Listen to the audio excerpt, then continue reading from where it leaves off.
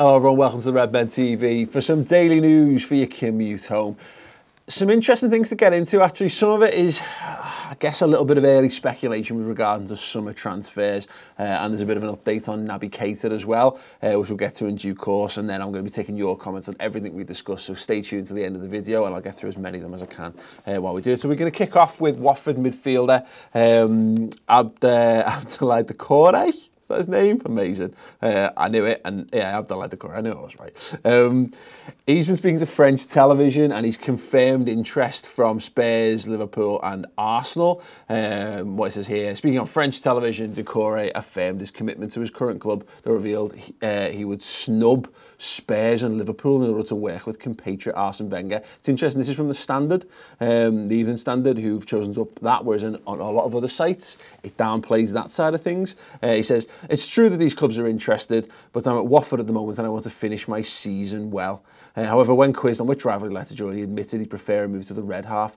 Arsenal because of Arsene Wenger, he said. Wow, there you go. Fascinating stuff. I was quite interested in us taking a closer look at him. We focused him on the Reds transfer roundup / Reds news roundup on the website last week, and we spoke about him on the podcast this week as well.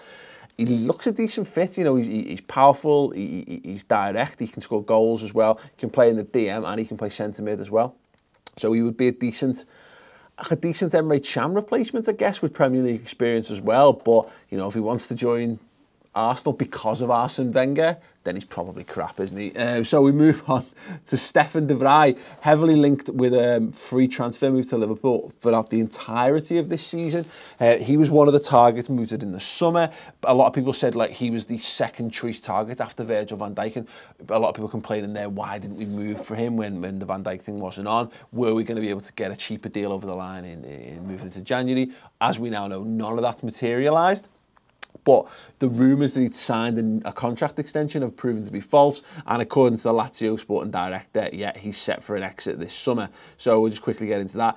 Looks set to leave in June when his contract, with his contract renewal having been withdrawn, which is interesting that it's phrased that way, of course. It means he'd be a free agent. Speaking ahead of Monday night Serie A match with Verona, his sporting director, Tare said, Lazio have withdrawn the proposal we made for a new contract to De Vrij. We are withdrawing for reasons that we will explain later on. It was a choice made after many months of negotiations, but there's also a limit to how things went. He's been an exemplary professional. We wish to thank him for that, as well as what he'll do until the end of the season. He gave a lot to the club, just as we gave a great deal to him, but our paths will divide in June. Wow, there's a lot here, isn't there? Matter of fairness, it's not the opportune time to give the reasons. It's better to look forward. It's interesting, there's been reports of him being a target for Juventus, as well as Inter Milan, Man City and Manchester United. And obviously no mention of Liverpool in this, but again, he's a name that has cropped up so many times in the last 12 months with Liverpool that I wouldn't be shocked to see us have a little sniff around and see what can come of it. Although it is interesting to see that you start to speculate, is he asking for too much money for Lazio? One thing we do know is, of course, is that Lucas Leiva's in there, so if we wanted someone to help turn his head, if we wanted someone to sell the club to him, there's literally no better ambassador for that, currently playing certainly, and definitely playing in Lazio, than Lucas Leiva. So obviously we'll know a little bit more about that as and when it comes out.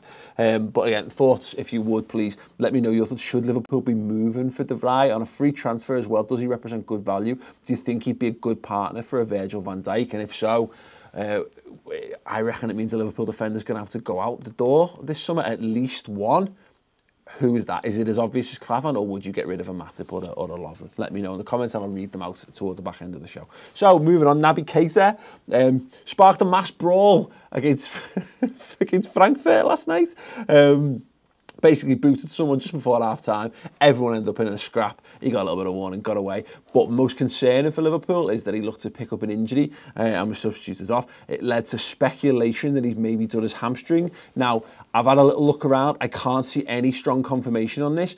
Twitter, however, doesn't need confirmation, of course. We've got a wonderful gift from Live Potter. If we can get this up. It's basically just... It's just Harry Potter headbutt on a wall, it's fine. Anfield Edition, it appears that Naby Keita suffered a hamstring injury while playing this evening. There's someone there surmising that he's faked the injury to go off.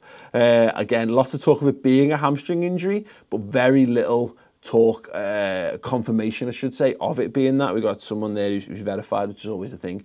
So he's been forced off possibly his hamstring, concerning for Leipzig and LFC. And then it's led to a lot of Liverpool fans getting dead worried about this. But I say no strict confirmation. In fact, I found a website, it's got a list of injuries currently. We've got the RB Leipzig stuff up, and it's got Naby Keita down as a thigh injury, injured on the 19th, and expected return is doubtful for the next game, but doesn't say anything past that. So at the minute, no cause for concern, or at least no cause for any long-term injury concern. Although, you know, let's hope it's not a hamstring, because it's a very slippery slope with things like that, and this is inevitably one of the concerns you're going to have when you buy a player a year in advance, that every time he goes into a hard tackle, you're going to wince and cross fingers that he comes out okay. So let's continue to do that, of course.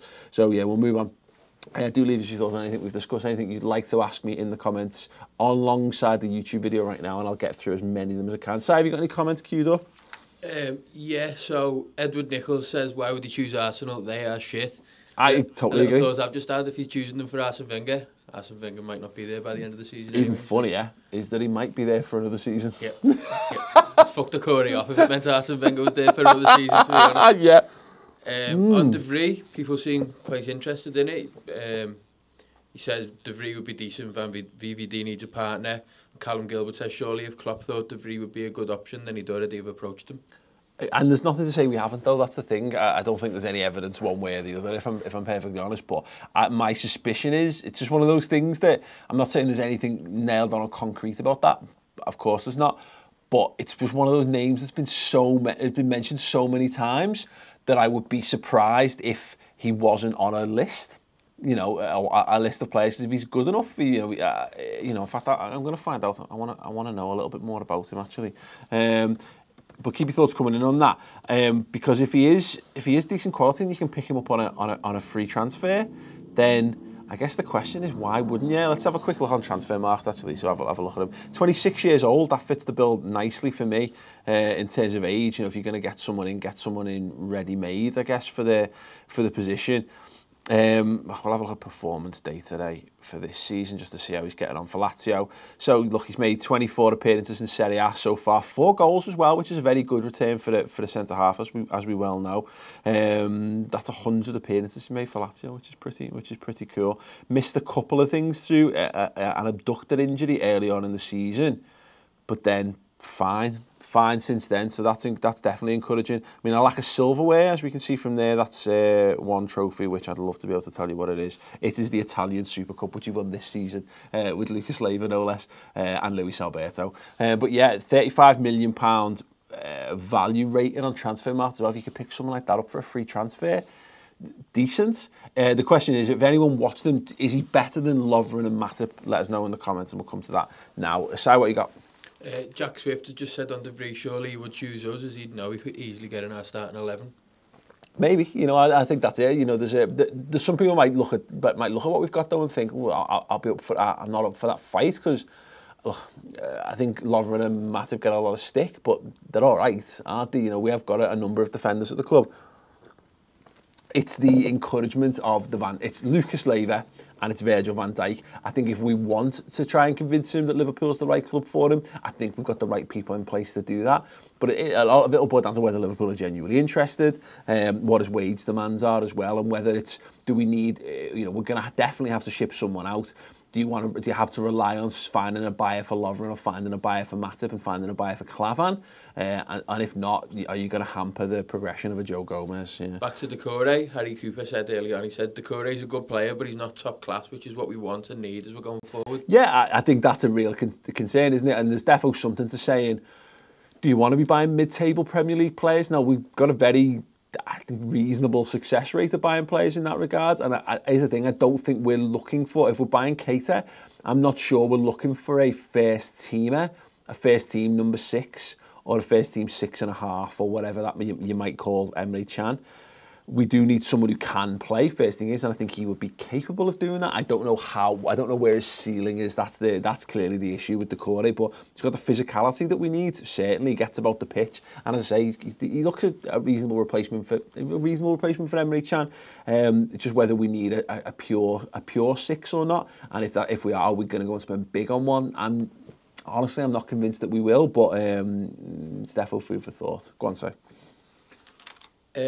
Steel Barayam says, am I the only one who thinks we really don't need a centre-back now? The more important positions to strengthen should be creative mid and DM. I agree. Liverpool should go big.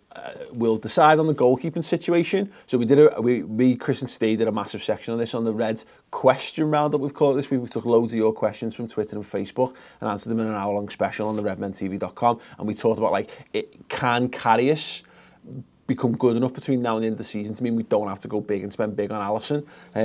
Therefore, we're checking out that show for that. I think it's a really interesting chat. But I wonder whether, I agree, I think we're better off going big on a Coutinho replacement, and whether that's one player or two players, actually. I would rather see us spend the lion's share of our budget on that I think we need more cover, more pacey cover for the wings to make sure that Salah and Mane have got a little bit more backup. And I think someone, if you can get someone else who does it similar to Bobby Firmino, get that. Or if not, get someone who plays in that attacking of the three midfield roles, who's genuinely brilliant, who's astoundingly good and creative and great touch and got work rate, and pay whatever it takes to get that. I think we can get by on the centre-back thing, but I would be encouraged by us getting one more top class, because at the minute, I think Lovren's fine, I think Matip's fine, and one of them might form a great bond with Van Dijk and a great partnership, but I think you can improve on that. So in that regard, I guess we'll have to see. Right, one more, please, Si. So we've got a few people in the comments talking about Savic. I think he plays for Lazio Milinkovic, as well. Savic is this, yeah. So William Raymond just said the dream midfielder would be Savic from Lazio, but everyone will want him. Yeah. And someone whose comments I've just lost said he thinks Madrid are after them.